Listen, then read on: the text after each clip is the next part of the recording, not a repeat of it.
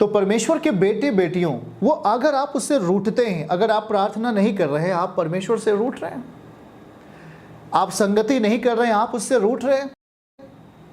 बृहस्पतिवार के दिन मीटिंग चलती है, आप अपने मोबाइल का मिस यूज़ करते हैं, आप अपने मोबाइल के साथ ये नहीं कर पाते कि आप उसके सामने बैठकर प्रार्थना के साथ सहभागी रखें, मीटिंग में शामिल हो जाएं। आप रविवार को कहीं और दूसरी जगह फंसे हुए रहते हैं, आप सेवकाई में शामिल नहीं हो पाते हैं, और आप कहते हो कि मुझे संगति संगति संगति तो होने जा रही है यीशु के नाम में।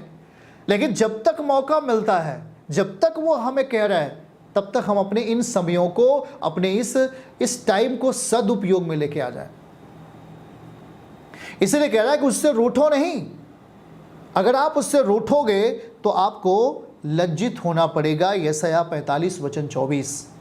इसलिए परमेश्वर के साथ हमें अपने तालमेल को बना के रखना है, उस पिता के साथ यीशु के नाम में तालमेल को बना के रखना है। लिखा है कि लोग कहेंगे यहोवा ही धार्मिकता और शक्ति है, उसी के पास लोग आएंगे, कोई मना कोई रोक नहीं पाएगा, लोग उसी के पास लोग आएंगे।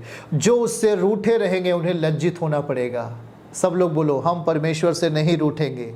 अपने स्थानों पर बोलो, हम प्रभु से नहीं रूठेंगे।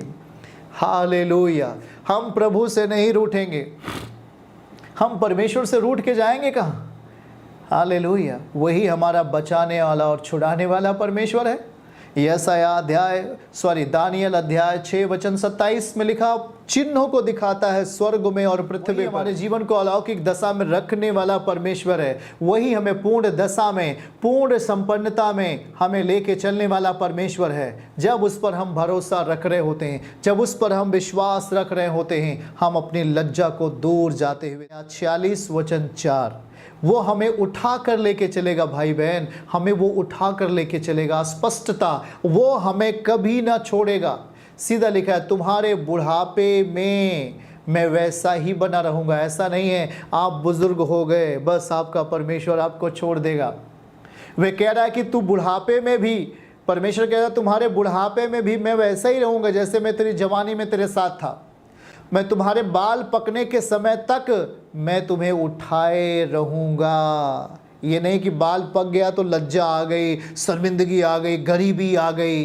नो, आप बूढ़े होंगे, आप बुजुर्ग होंगे, तब भी मूसा के सामान्य उसकी आंखें 120 साल में भी चमकदार थी। वैसे आपकी ज़िंदगी में भी, चाहे आप बुजुर्ग होते हैं, तब भी आपकी ज़िंदगी में से संपन्नता, परमेश्वर की वैभव, परमेश्वर की शक्ति घटने वाली नहीं है। क्या लिखा है?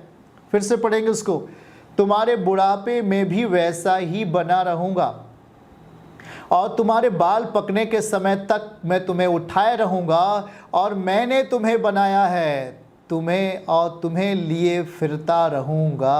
हालेलुया, तुम्हें लिए फिरता रहूँगा। हालेलुया, तुम्हें लिए फिरता रहूँगा, तुम्हें छुड़ाता भी रहूँगा। 46:4, मैं तुम्हें उठाए रहूँगा और छुड़ाता भी रहूँगा। ऐसा लिखा है बाइबल में, मैं तुम्हें छुड़ाता ही रहूँगा। याद रखना, ऐसा नहीं कि वो आपको 6 महीने आपके साथ रहा और फिर आपको छोड़ के चला गया। कौन इतना बड़ा वादा करेगा? कौन आपसे इतनी करीबी से बात करेगा? परमेश्वर है, जो आज आप जिसकी आवाज़ को आप सुन रहे हैं।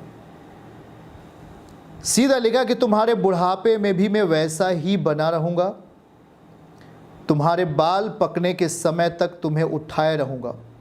मैंने तुम्हें बनाया है और तुम्हें लिए फिरता रहूँगा, और मैं तुम्हें उठाए रहूँगा और छुड़ाता भी रहूँगा। ये है परमेश्वर का वचन, मैं तुम्हें छुड़ाता भी रहूँगा। वो आपसे जो कह रहा है वो चीज़ करने के लिए तैयार है। वो आपको कभी नहीं छोड़ेगा, वो आपको उठा कर चलेगा, आपकी संपन्नता को घटने नहीं देगा। आपकी उम्र घटेगी, आपकी संपन्नता नहीं घटेगी। आपकी उम्र घट सकती है लेकिन आपकी आशीषें नहीं घट सकती हैं। आपका अहदा, आपका पद कभी घटेगा नहीं, क्योंकि परमेश्वर आपको उठा के लेके चलेगा। हालेलुया, ये है उसका प्रेम, ये है उसका वादा, ये है उसकी संपन्नता का आशीष जो आपके ज़िंदगी में देना चाहता है भाई बहन। इसलिए कह रहा है फिर से लौटा।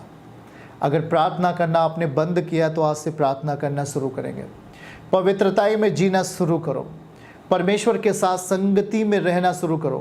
परमेश्वर को अपने अंदर परमेश्वर के प्रति अपने अंदर इच्छा जागृत करो कि मैं उसके साथ, उसके वचन के साथ, उसकी कलीसिया के साथ समय बिताऊं, प्रार्थनाओं में समय बिताऊं, मीटिंग में समय बिताऊं, कलीसिया में आकर घुटना टेकूं, उसके साथ संगति करने का योजना ढूंढ लेना है।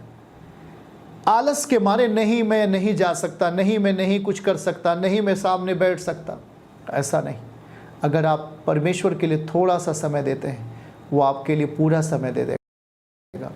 अगर आप उसको ज़िंदगी के लिए थोड़ा सा जगह देते हैं, वो आपकी ज़िंदगी में पूरा जगह दे देगा, पूरा स्थान लेकर आपकी ज़िंदगी को सही करेगा। इसलिए प्रिय भाई बहनों, वो फिर से आपसे कह रहा है, लौट आ कि मैं तेरे पापों को मिटा दूं, तुझे धो दूं, तुझे नए सिरे से जन्म दे दूं।